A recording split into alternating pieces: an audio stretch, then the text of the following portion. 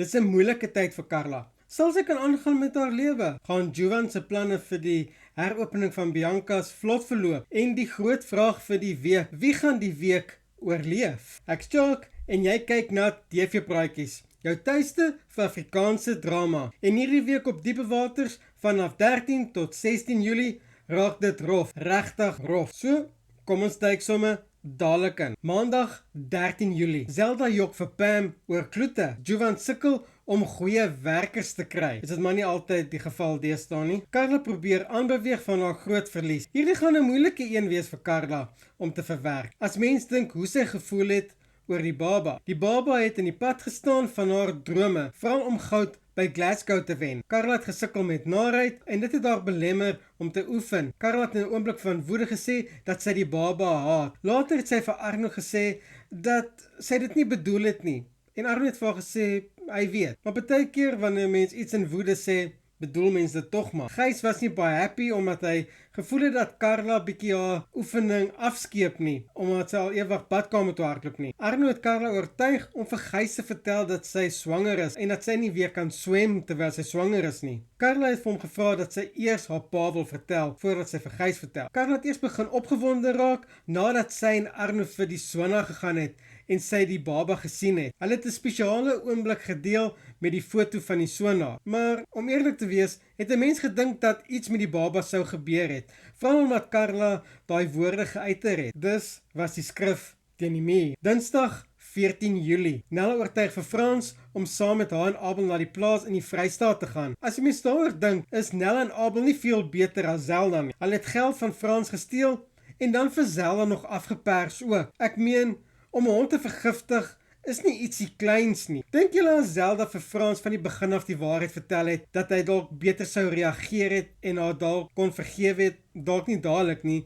maar met ter tyd. Hoe sê die Engelse gewoonlik? The truth will set you free. Almal weet tog wat Zelda gedoen het, behalwe Frans. Ek is seker hy sou haar wel vergewe het. Ek sê spyt dat dinge diep pad geloop het. Zelda en Frans maak 'n goeie paartjie. Ek is nie seker of hulle hierdie storm gaan oorwin nie. Ons hoop maar so, né? Gys is nie baie gelukkig wanneer hy swart en swart se suksesvolle video's sien nie. Al is dit kompetisie vir Gys, dink ek tog hy kan so 'n bietjie geluk toewens vir sy seuns. Maar vir Gys gaan dit oor wen. Hy het nie regtig lojaliteit teenoor mense nie, behalwe homself. En as dit hom bevoordeel. Voordat ons kyk wat die res van die week vir ons inhou, teken gerus in op die kanaal as jy nog nie aangesluit het nie. En dank aan almal wat al reeds ingeteken het. Ons het al oor die 2100 intekenare. Baie dankie, ek waardeer elke een van julle. Nou ja toe, Woensdag is daar nog groot drama wat voorlê. Kom ons kyk wat gebeur. Woensdag 15 Julie. Die broers vra Gys vir hulp. Hulle wag nogal baie, né?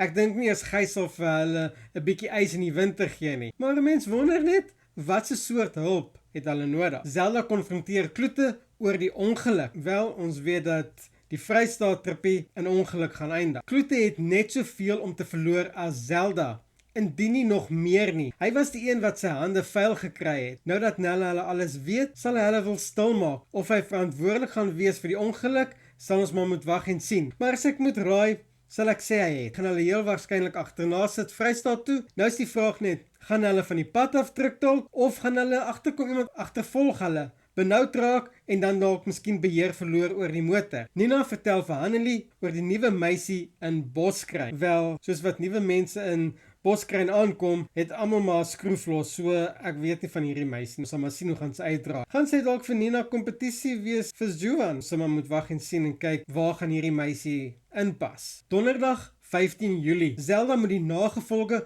van Frans se ongeluk hanteer. Dit gaan 'n bitterpil vir Zelda wees om te sluk. Iemand gaan dit dalk nie lewend hieruit maak nie. As Frans oorleef en Nella sterf, glo ek nie hy sal ooit vir Zelda vergewe nie. Hoe ook al, ek dink die huwelik gaan dit nie oorleef nie. Wat dink julle? Laat weet my in die kommentaar hieronder. Die spanning tussen Jacques en Gys word meer. Die pa en seun verhouding het al 'n harde knou weg. Al lyk dit of hulle partykeer oor die weg kom, wonder ek partykeer of hulle mekaar nie net verdra nie. Persoonlik dink ek Gys dra nog 'n wrok teen Jacques oor die erf van die huis, maar hulle stryd het ook al voor dit begin. Veral toe Jacques en Rousseau swars en swars begin het, as ook toe Gys nie vir Marco permanent geskort het by die swart Marlyne toe hy vir Sam geslaan het nie. Ons sal maar met sien of hulle oor die spanning gaan kom. Jovan beplan 'n heropening van Bianca's. Sien julle uit na die heropening van die Snake Lounge as Bianca's? Ons weet ook nou al dat hierdie tipe partytjies nooit sonder enige moeilikheid verloop nie. Vra maar net vir Pam